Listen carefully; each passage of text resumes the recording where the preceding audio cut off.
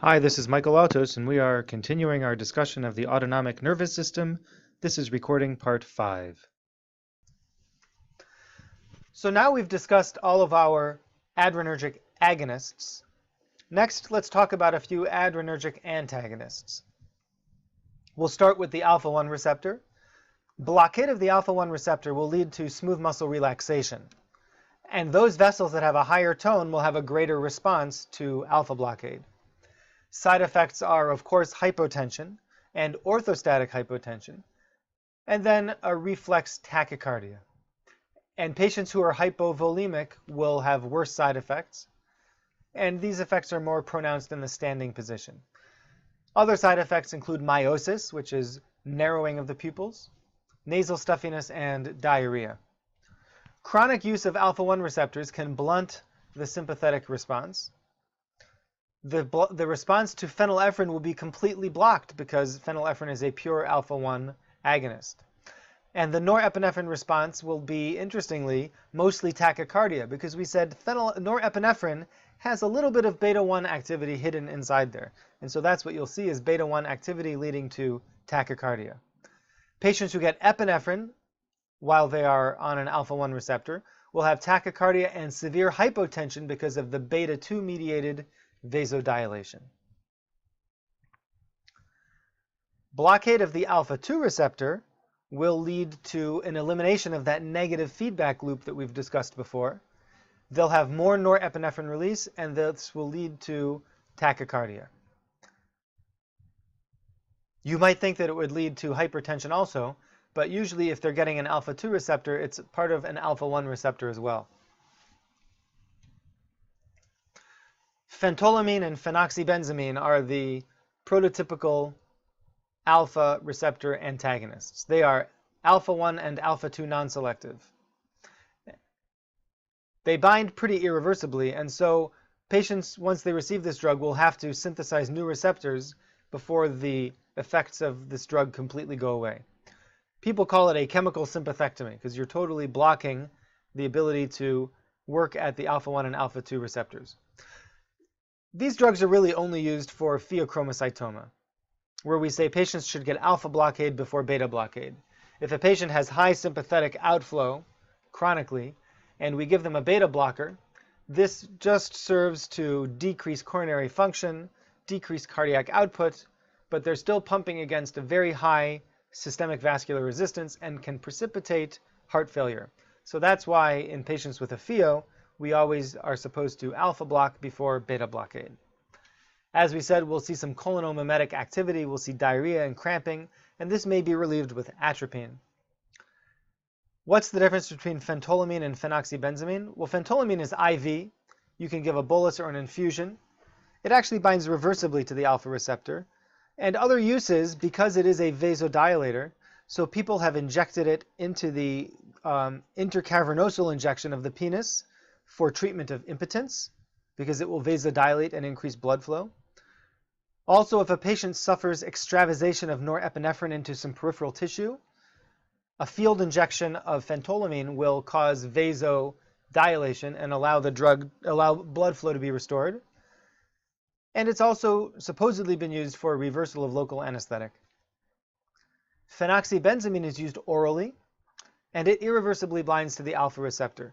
And even though it causes irreversible binding, the best treatment is still norepinephrine, with the thought that there may be some receptors that are still free. Alpha antagonists that you are much more likely to encounter are drugs like prazosin, terazosin, doxazosin, tamsulosin. These are all alpha-1 selective competitive antagonists. There's a lot less tachycardia than with the non-selective drugs, but there is still some orthostatic hypotension. And these drugs are used for hypertension and for benign prostatic hypertrophy, as well as pretreatment for pheochromocytoma. Now let's move on to beta antagonists, or beta blockers.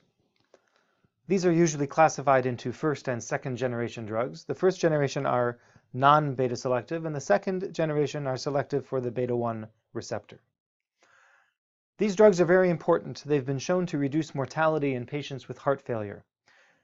And this occurs through several mechanisms: by counteracting the chronic hyperadrenergic state associated with heart failure, by slowing heart rate in order to improve ventricular filling and contractility, and by upregulating beta-1 receptor density.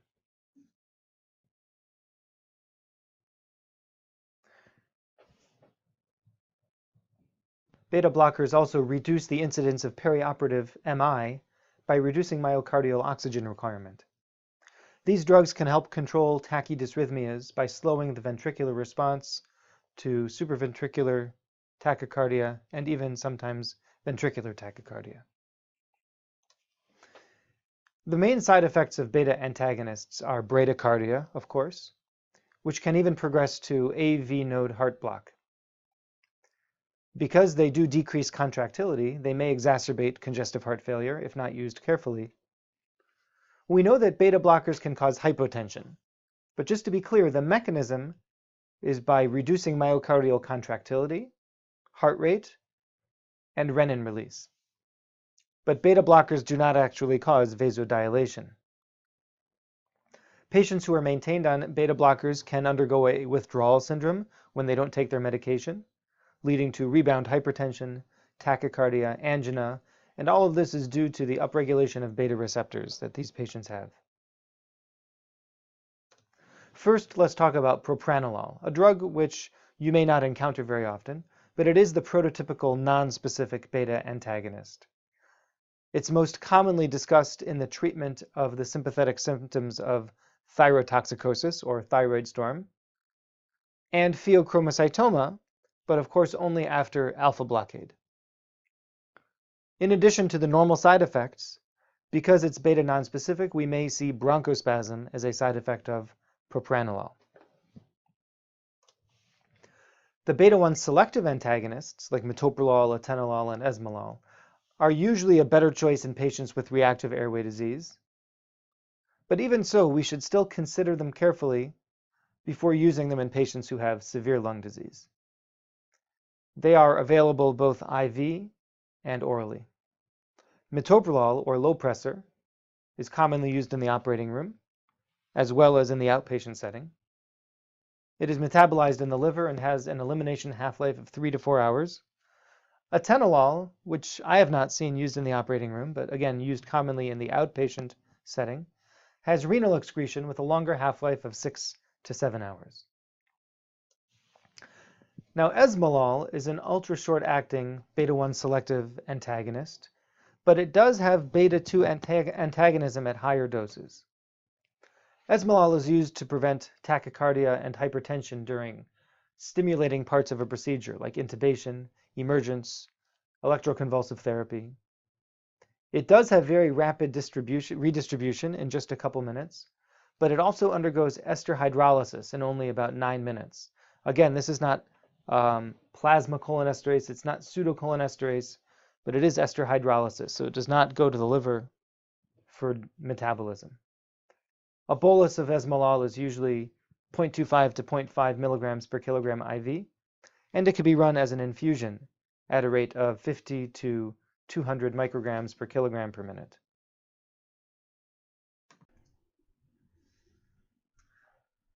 Labetalol is a mixed antagonist. It's both alpha and beta active as an antagonist.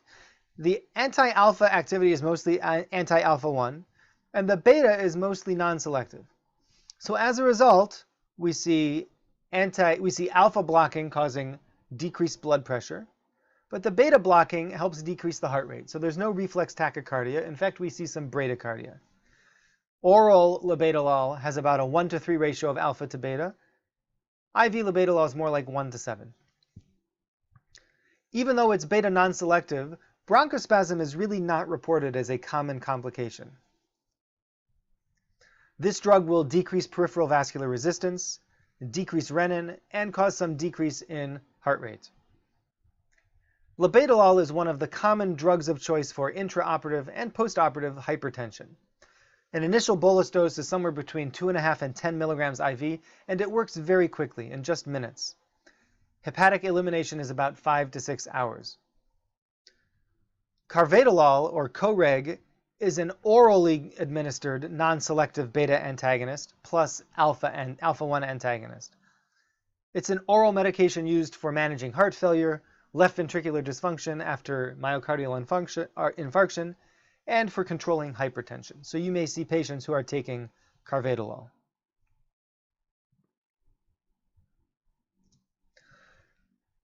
The last thing I'd like to discuss briefly are patients who have had a heart transplant.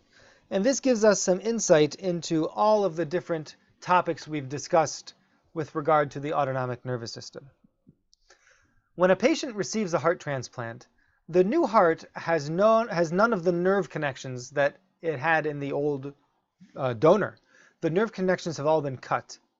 Now, over years, and by years we mean maybe even decades, some reinnervation will occur. But until then, the nerves that normally innervate the heart are absent.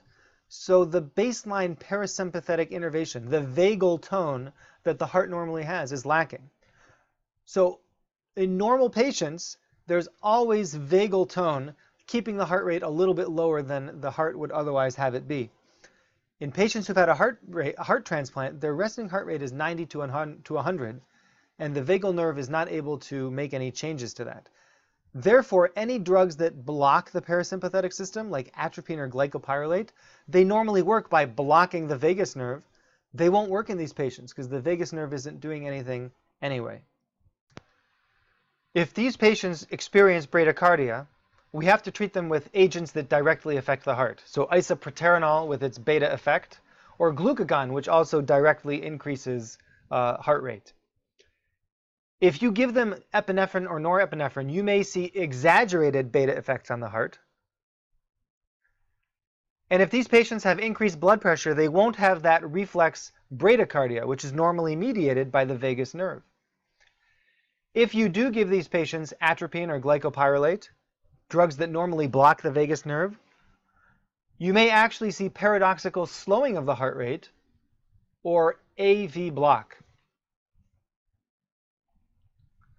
Patients who've had a heart transplant also lack the normal tachycardia and contractility response to hypotension and hypovolemia.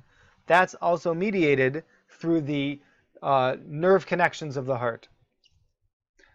So these patients must have adequate preload or intravascular volume.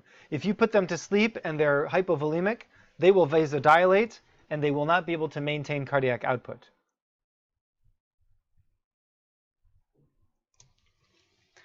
That wraps up our extensive discussion of the autonomic nervous system. I hope you have a chance to review all of this in detail, and please be in touch with me by email or in class if you have questions about any of it.